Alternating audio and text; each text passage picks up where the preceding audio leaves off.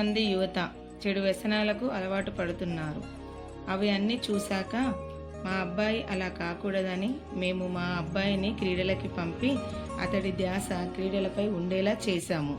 అలాగే మీరు కూడా మీ పిల్లల్ని చెడు అలవాట్లకి వెళ్లకుండా క్రీడలకి ప్రోత్సహిస్తే మన దేశంలో యువత ఒక మంచి మార్గంలో వెళ్తారు. రేపటి తరానికి హీరోలు, రేపటిని నిర్దేశించే శక్తి నిండిన వ్యక్తులు యువత. ధన్యవాదములు.